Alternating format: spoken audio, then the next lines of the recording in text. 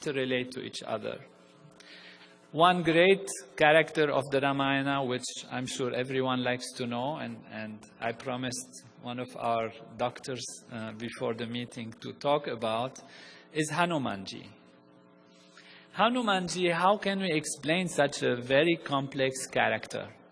How can it be that a structure in our body will become small, then become big, then send messages, then go through a small hole, then burn the city, then bring healing aspects and all of that?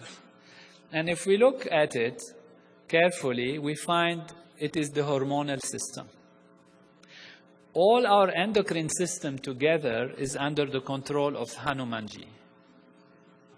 And you know, the hormones are very tiny molecules, you can't even see them under the microscope, that travel everywhere in the body, that can penetrate through small holes that sit on receptors.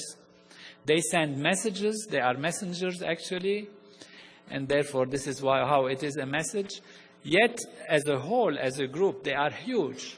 In a split second or a few seconds, if you have a secretion of hormones, a certain type of hormone in the body, your whole metabolism can be changed, your digestion can be changed, your immune system can be activated or deactivated.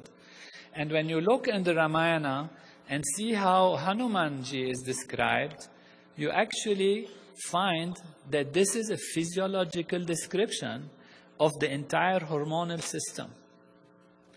I let you read how the Vanaras, which are the monkey-like aspects, are actually guided, and their king, Vali and Sugriva, and the relationship between them, and how they actually control the hormonal system. If we look at the pituitary gland, which is called the master gland of the body, we find that the anterior pituitary gland is Sugriva, and the posterior pituitary gland is Vali. Angada is the son of Vali. There is a long story of how they interact to each other, how Vali goes into the cave, which is the Sella Turcica, a specific cave in our brain, actually, existing in our brain. And only Vali could go through it, Sugriva had to wait on the door. And the whole story, in its very delicate intricacies, how Vali told him, I will send the milk if I kill the demon. If all of you, I don't know how many will remember that. And you see that this part of the structure of the pituitary gland is related to milk secretion, how this part is related to other aspects that are described almost technically precisely in the Ramayana, in word for word, as if you just change the words and the Ramayana becomes a physiological book, a book of neuroanatomy or neurophysiology. It's just by translating the names from the ancient Vedic names to the modern names, you see an exact and precise description of what is taking place. And what is amazing also is that even if you go back into the stories, for example, Vali was said to have been born from the head of his father, Riksharaja, and Sugriva was born from the neck of his father, Riksharaja. And then they joined together and worked together.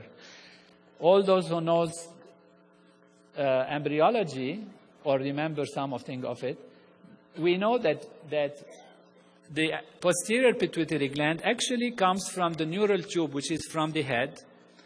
And the anterior pituitary gland, I mean in our body, in physical physiology, the pituitary gland comes from the top of the neck, from the palate, the anterior pituitary. And the anterior pituitary climbs and joins the posterior pituitary.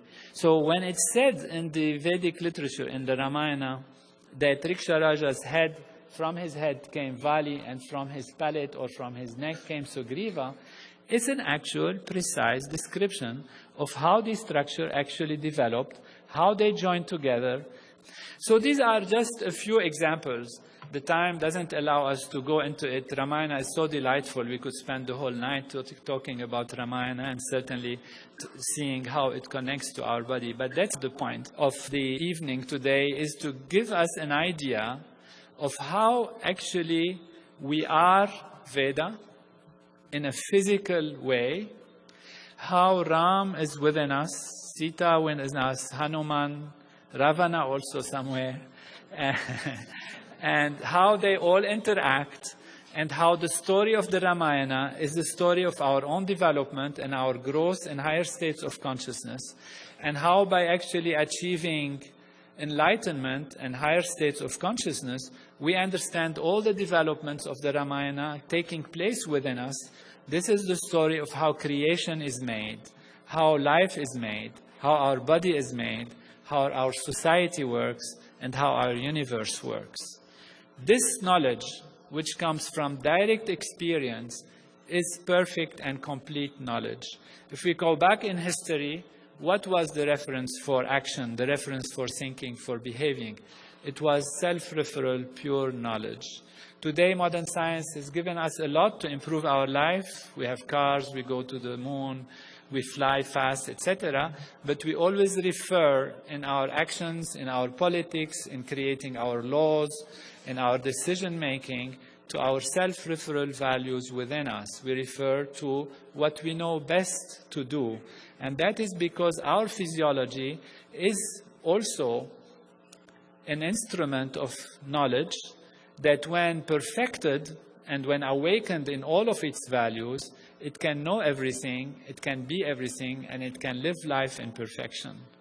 You have that knowledge. Your tradition, your ancestors, your parents have upheld that tradition for generations and generations. And today it's only because modern science had advanced enough that we can truly recognize the value of this knowledge. However, if I'm here for anything, is to share this with you and truly to have the opportunity to thank you and thank Vedabhumi Bharat, Devabhumi Bharat,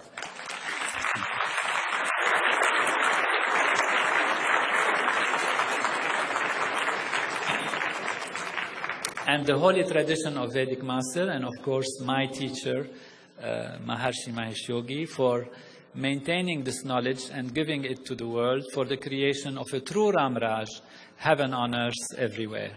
Jai Guru.